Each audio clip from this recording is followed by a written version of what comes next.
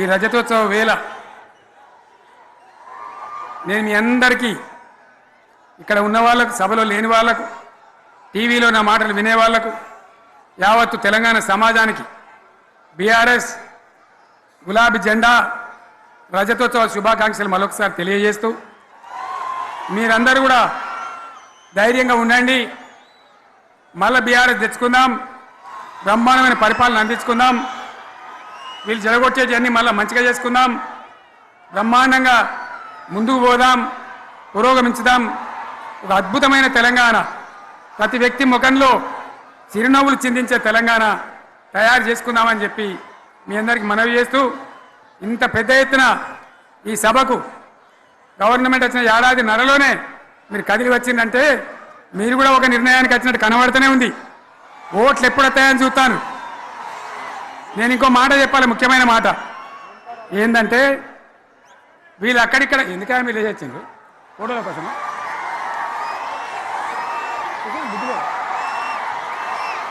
ఒక మాట చెప్పాలి, ఏంటిది?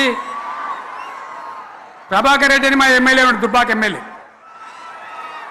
ఆయనతో ఎవరో హైదరాబాద్లో మాట్లాడితే, అన్న ఇంకా 3 ఏళ్ళు భరించాలన్న ఈ గవర్నమెంటు అని మాట్లాడింది. ఆయన మాట చెప్పిండు విలేకరులు. అలా చూసారా మా గవర్నమెంట్ పడగొడతారట. మేమెందుకు పడగొడతాం రా భయ్? మాకేమైనా కాల్చేరు గులగుల పెట్టినాయా?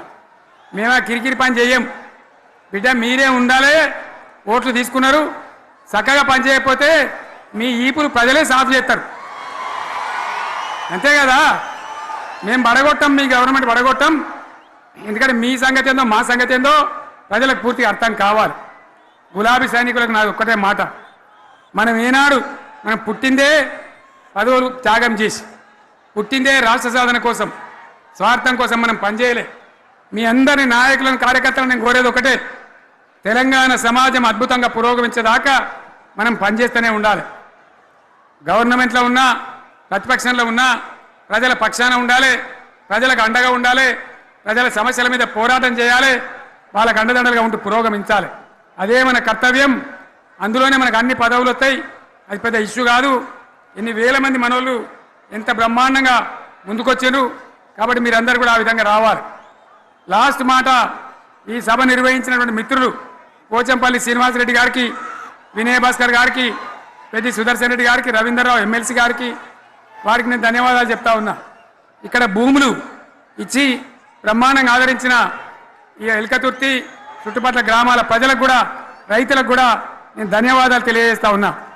ఈ రజతోత్సవ శుభాకాంక్షలు మీ అందరికీ మరొకసారి తెలియజేస్తూ నేను మీరు సెలవు తీసుకుంటా ఉన్నా. జై తెలంగాణ, జై తెలంగాణ.